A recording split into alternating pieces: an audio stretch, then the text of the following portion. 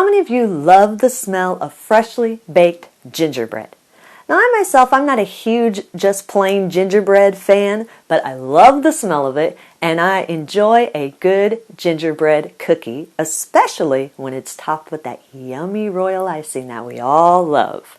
Now, today's recipe is for both of those things.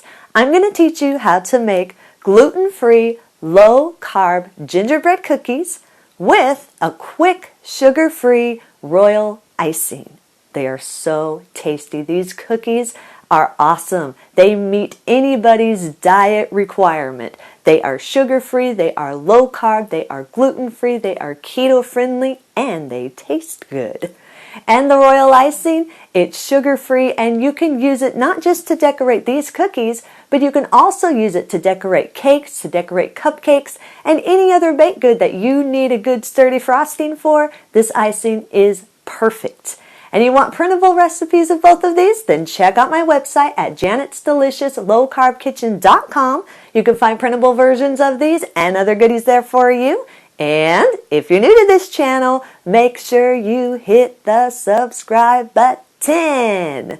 Also, don't forget to hit the little notification bell. That way you can be notified every time I put out a new video. And while you do that, let's get cooking.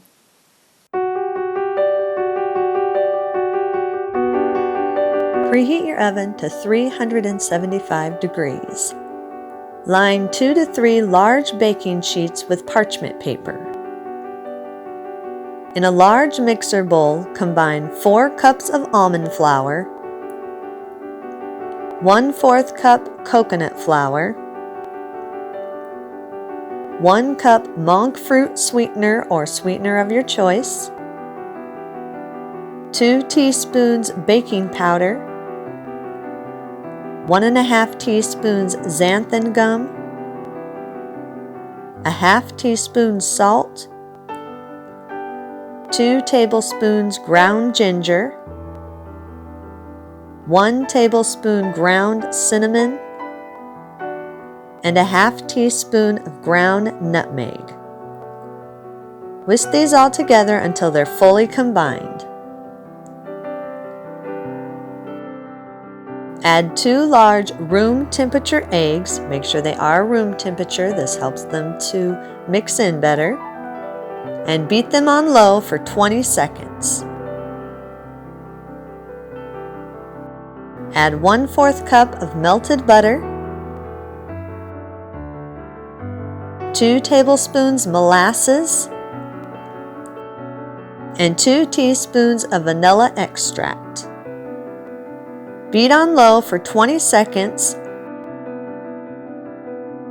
then on medium for 20 to 30 seconds more, or until they're fully combined and no dry ingredients are left in the bowl. Lightly sprinkle a clean work surface with flour.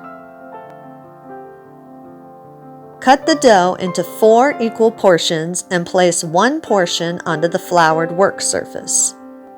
Massage the dough with your hands just to make sure all of the ingredients are fully incorporated and that it's not sticking to your hands. It should not be extremely sticky. It should be a very firm dough. Press or roll the dough out to 1/4 inch thick. Use cookie cutters and cut the cookies into the desired shapes. Place the cut shapes onto the prepared baking sheets. Repeat the process until all the cookies have been cut into shapes and placed on the baking sheets.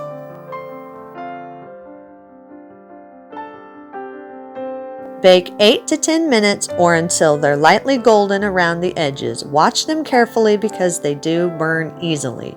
So make sure you check them at that 8 minutes first, and if they start getting a little toasty, make sure you get them right out of there because they do burn quickly. Let the cookies set on the pan for 3 to 5 minutes or until they're cool enough to touch. Then transfer them to a wire rack and let them cool completely before you decorate them if you're wanting to decorate them. While the cookies are cooling, we're going to make a quick sugar-free royal icing. Now, the difference between royal icing and other frostings are that royal icing is specifically designed for decorating cookies, decorating cakes, decorating cupcakes. It's specifically designed for decorating. This means that it's more thick than most frostings, it's firmer than other frostings, and after you've decorated your cookies or your cakes or your cupcakes, it needs extra time to dry once it's been used. You can't just use the icing, decorate a cookie, and then eat it as soon as you've decorated it. You have to give it time to dry so that it can keep its shape in whatever decoration that you've made. So to make the royal icing, you're going to need a stand mixer. You really cannot whisk this by hand. It's not going to work. So you'll need either a standing mixer or a hand electric mixer. You're going to fit your standing mixer with a whisk attachment. And in a large mixer bowl, you're going to combine 2 large room temperature eggs. Again, make sure they are room temperature. I'll say this every time. Room temperature eggs mix in a whole lot easier than cold eggs. So beat those eggs on high for about 2 minutes or until they're nice and foamy. Gradually add 2 cups of powdered swerve or powdered sweetener of your choice. Just do it in portions. You don't want to pour it in all at once because you'll make a mess for one. All the powdered sweetener will just fly all over the place. Plus, you want to make sure that the consistency is right. With royal icing, it's very important to have the right consistency.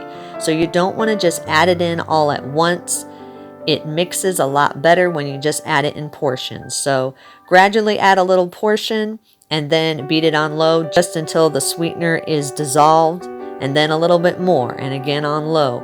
After all the sweetener has been added and has been combined, then beat the icing on high for 1 to 2 minutes or until the icing is thick, but it's still drippy.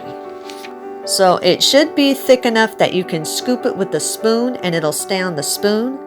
But also you should be able to, when you flip the spoon over, the icing should still be able to slide off of the spoon. So you don't want it so hard that it won't drip off the spoon, because you won't be able to pipe it through your piping bags if it's that hard. So it needs to be firm, but still a little bit drippy. So once it's all mixed together and you get the right consistency, fill a piping bag with icing and decorate your cookies as you desire to. If you don't have a piping bag, you can use a Ziploc bag and just clip out one of the corners and put a decorating tip at the end of it, and you can use that as a piping bag, or you can buy disposable piping bags for pretty cheap. However, if you don't have either one of those and you don't have a piping bag or decorating tip of any kind, you can do this with a toothpick. It will take you a lot longer, but you can do it with a toothpick. And what you would do if you use a toothpick, you would scoop a pretty thick amount onto the tip of your toothpick, and then you would spread it gently and evenly in very small, quick circular motions to create the desired design that you want. So you wouldn't just dip the toothpick into the icing and drag it across to make your design. It won't work that way. It won't be thick enough if you do it that way, and you run the risk of breaking your cookies. So you want to make sure that when you are putting it on your cookie, if you're using the toothpick, that you use very, very small, quick circular motions with the toothpick. Kind of like you're painting in circles, in very small circles. That way the icing can drip off of your toothpick and still be thick. A thick layer, whereas if you just drag it across, it's going to be a really thin layer and it's not going to have the look that you want. But if you do it in those small circular motions, then it will look more like how it would if it came out of a piping bag. It's not going to look as good as if it came out of a piping bag, but it works if you don't have the piping bag.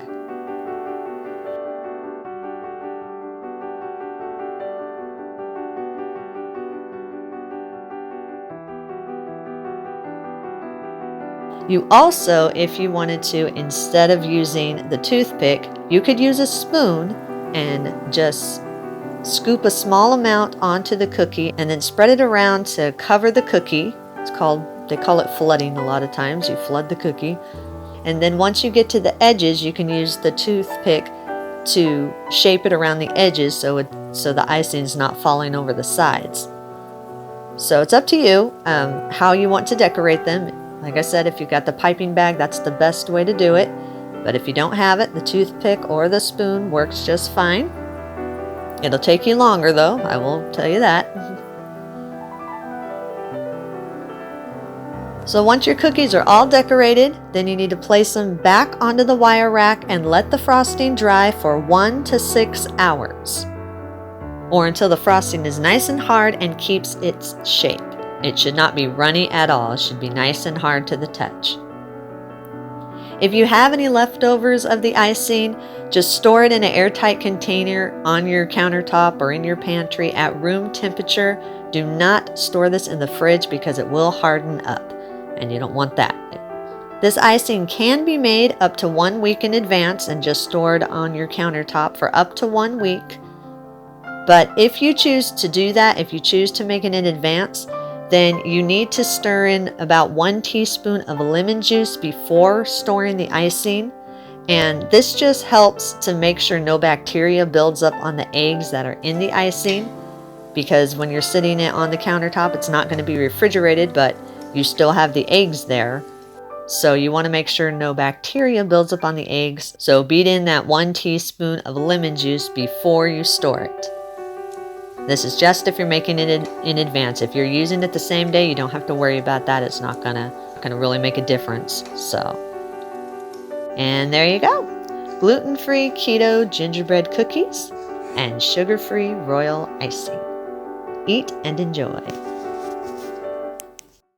And that's our recipe of the day. I hope you enjoyed it. If you did, hit the like and the subscribe button. Leave me a comment if you want to. Let me know if there's any recipes that you'd like to learn how to make, and I'll do what I can to get those out there for you.